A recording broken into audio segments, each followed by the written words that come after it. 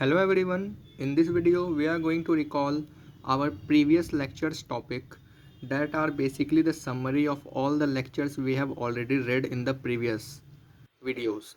Now we will just look over all the topics such as the process of digestion of the food starts from where and from where its end, and how the food get converted into the nutrients that is helpful for the body.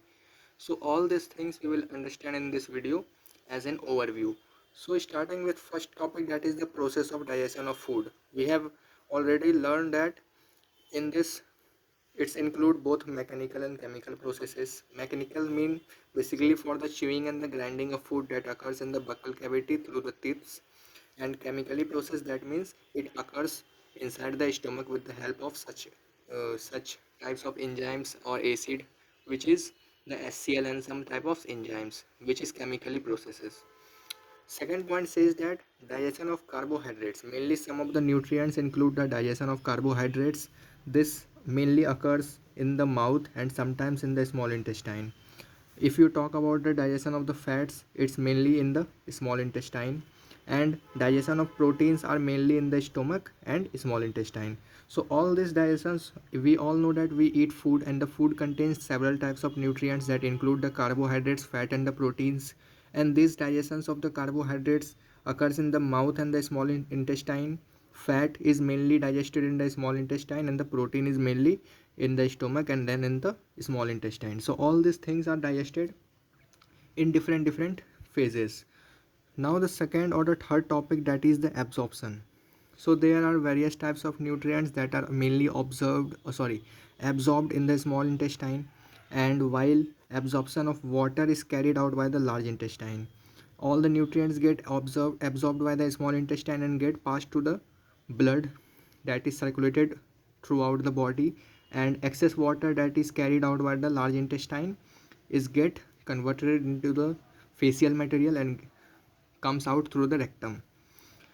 So this was about the process of digestion of the food. Now starting with the digestion in the mouth. So in mouth we all know that we have saliva, and saliva contains several types of enzymes, that is the salivary amylase, lysozymes and some electrolytes. These are basically for the food that makes easier to swallow the food material. Now the second point says that this salivary amylase helps in the starch digestion. We eat food and it's contain starch in high amount. So the salivary amylase in our mouth helps in the starch digestion up to the 30%. Not fully digested, it is up to, or approximately it digests only 30% of the starch that is present inside our food. Second point says that the starch is digested with the help of some salivary amylase, and its pH value is almost 6.8 on the scale. We know the value of this salivary amylase. So the starch get converted into the maltose. Now we all know that there are two basic functions that is performed by our buccal cavity, that means our mouth. First one was the mastication of the food and the facilitation of a swallowing. Now the third point says that saliva contains the mucus, or we can say the mucus in saliva lubricates the food particles. So the mucus that is already present in the saliva that we contain inside our mouth, so this mucus helps in lubricating the food particle that we eat, and this food particle get converted into the bolus, that means the bowl like structure, and this bowl like structure get passed through the esophagus towards the stomach. Now how this food particle, or we can say the bolus, get passed? So we all know that the swallowing convey the bolus to the pharynx and then to the esophagus, and through the peristaltic movement or the peristaltic process it helps the food material or the bolus to convey from the esophagus to the stomach. We all have already read in our previous lecture about the esophagus and the peristaltic movement, that food particles get converted into the bolus like structure and then passed away with the help of peristaltic movement. If you see the esophagus, if the food particle is present here, then the muscles of this area will get dilate, and if the bolus will move downward, for example if here, then the oesophagus muscles will dilate here, and the remaining or the previous position of this bolus gets converted into its normal position. So this was about the peristaltic movement, or if you say the definition of this peristaltic, this means that process of wave like muscles contraction of the alimentary tract that moves the food along. Now there are some lysozymes, as we have seen in the saliva, that contains the enzymes such as the salivary amylase, which helps in the star digestion. Second one, that is the lysosomes. So the lysosomes that is present in our saliva act as an antibacterial agent. These lysosomes is basically for the antibacterial agent that helps to kill the bacteria that is harmful for our body. So this was about the digestion process inside our mouth, and from our mouth the food particle get passed through stomach. So the process that continues in the stomach, the first point says that we all know that in stomach there are gastric glands that contains three types of cells. The first cell is mucous neck cell, second one is peptic cell, third one is parietal cell.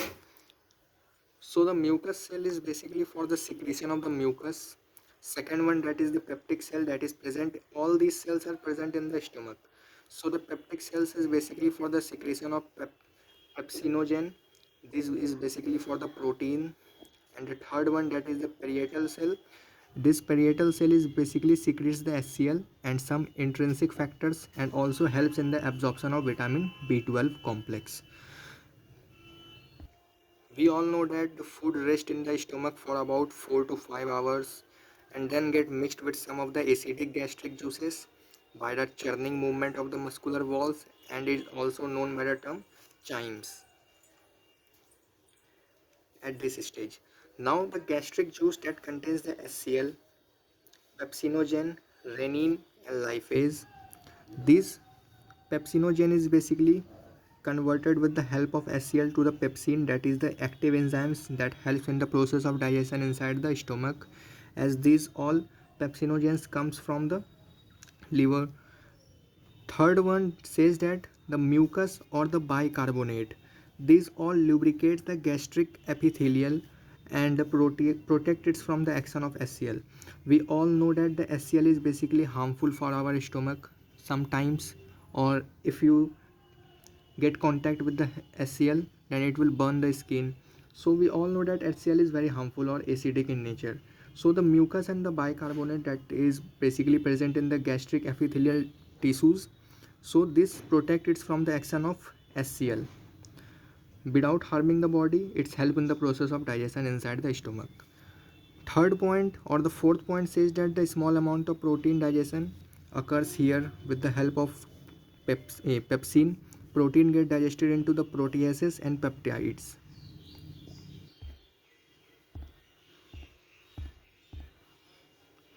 Now last point is that renin infant helps in the milk digestion. So all these things was the digestion inside the stomach. So in the next part of the video we will understand about the digestion in the small intestine. Till then, thanks for watching.